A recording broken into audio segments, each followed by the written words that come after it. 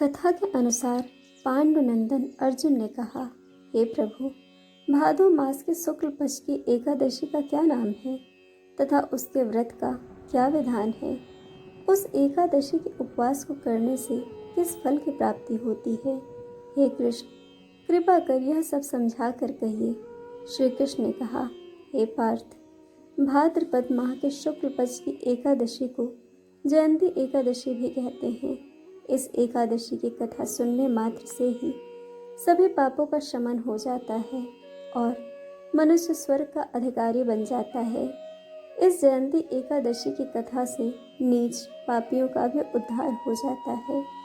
यदि कोई धर्मपरायण मनुष्य एकादशी के दिन मेरा पूजन करता है तो मैं उसको संसार की पूजा का फल देता हूँ।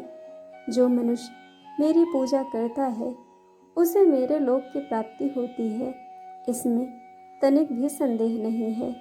जो मनुष्य इस एकादशी के दिन भगवान श्री वामन का पूजन करता है वह तीनों देवताओं अर्थात ब्रह्मा, विष्णु, महेश की पूजा करता है।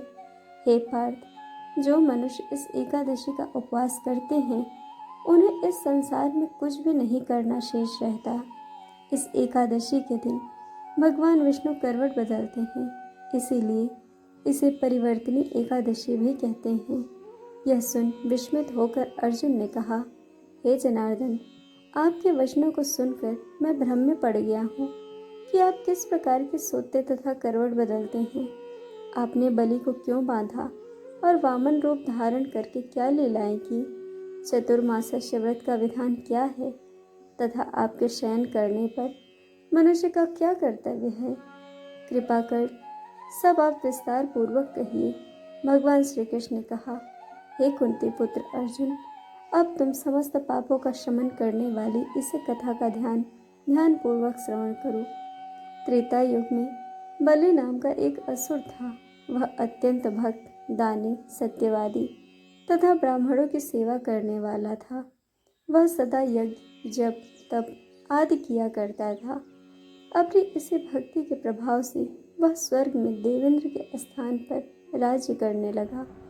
देवराज इंद्र तथा अन्य देवता इस बात को सहन नहीं कर सके और भगवान श्री हरि के पास जाकर प्रार्थना करने लगे।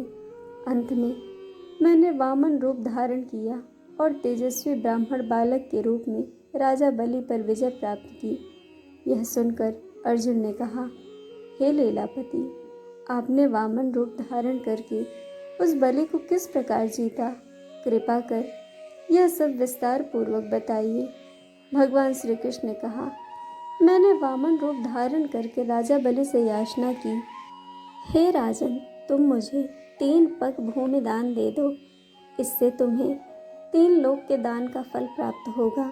राजा बलि ने इस छोटी सी याचना को स्वीकार कर लिया और भूमि देने को तैयार हो गया। अब उसने मुझसे वचन दे दिया। तब मैंने अपना आकार बढ़ाया और भूलोक में पैर, भुवन लोक में जंघा, स्वर्ग लोक में कमर, महलोक में पेट, जनलोक में हृदय, अपलोक में कंठ और सत्यलोक में मुख रखकर उसके शीर्ष को ऊंचा कर उठा लिया। उस समय सूर्य, नक्षत्र, इंद्र तथा अन्य देवता मेरी स्तुति करने लगे। तब मैंने राजा बलि से पूछा, हे राजन, अब मैं तीसरा पग कहाँ रखूं? इतना सुनकर राजा बलि ने अपना शीश नीचे कर लिया। तब मैंने अपना तीसरा पग उसके सिर पर रख दिया और इस प्रकार देवताओं के हित के लिए मैंने अपने उस असुर भक्त को पाताल लोक में पहुंचा दिया। तब वह मुझसे विनती करने लगा। मैंने उससे कहा कि हे बलि, मैं सदैव तुम्हारे साथ रहूँगा। भादों के शुक्ल पक्ष की परिवर्तनी नामक एकादशी के दिन मेरी एक प्रतिमा राजा बलि के पास रहती है और एक क्षीर सागर में शेषनाग पर शयन करती रहती है। इस एकादशी को विष्णु भगवान सोते हुए करवट बदलते हैं।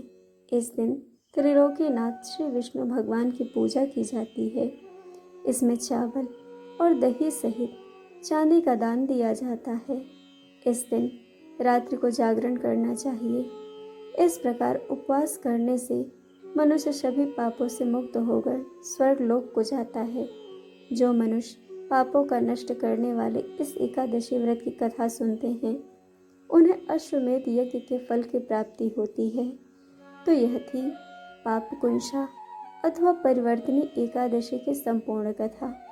दोस्तों, कथा आपको कैसी लगी यह हमें कमेंट करके ज़रूर बताइएगा और चैनल को सब्सक्राइब, वीडियो को लाइक शेयर करना बिल्कुल मत भूलिएगा। वीडियो देखने के लिए आप सबका बहुत बहुत धन्यवाद।